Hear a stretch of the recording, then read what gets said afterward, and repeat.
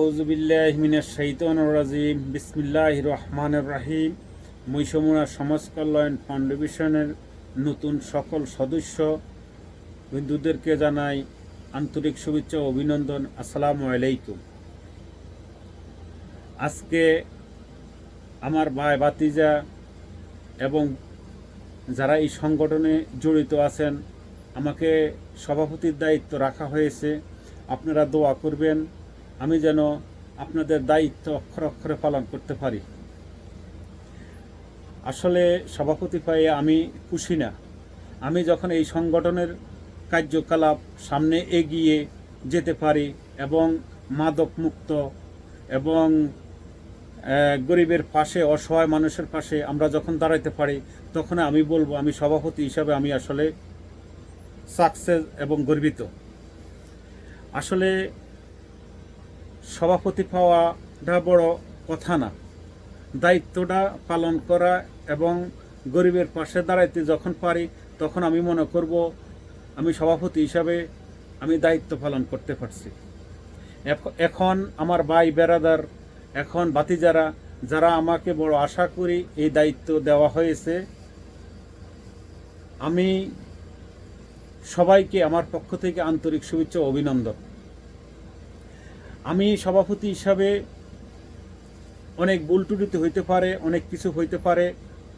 আপনারা সবাই যদি একে অপরের প্রতি ভালোবাসার হাত বুলাইয়া এবং ভালোবাসা দিয়া যদি আমরা আমার সুখ দুঃখের কথা যদি আপনার পাশে বলতে পারে, আপনি যদি আপনার কথা আমার কাছে বলতে পারেন, তখনই মন মানসিকতা এবং বন্ধুত্ব সম্পর্ক নিয়ে সামনে এগিয়ে যেতে পারি।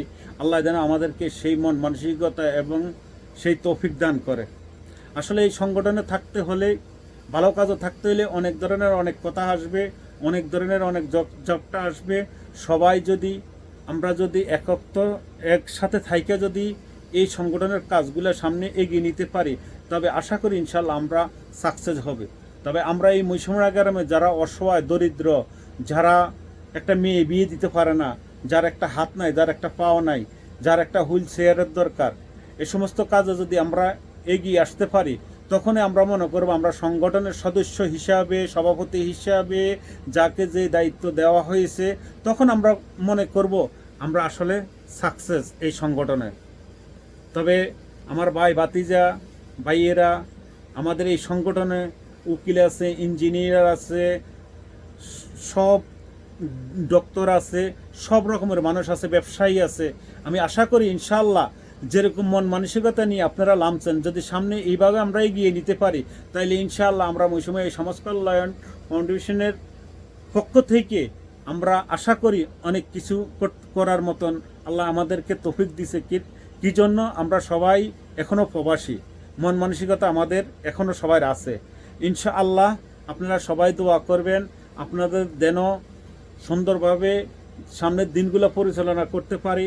আমি যে সংগঠনের এই সভাপতি হিসেবে সবসময় থাকবো তাও কথা না, যখন যারে যেই জায়গাতে ব্যবহার করা তখন তারে ওই জায়গাতে ব্যবহার করতে পারবেন, কোনো অসুবিধা নাই। আমি সভাপতি হয়েছি, কি হয়েছে, আমাকে আরও সদস্য হিসাবে রাখেন, কোনো সমস্যা নাই গিয়া।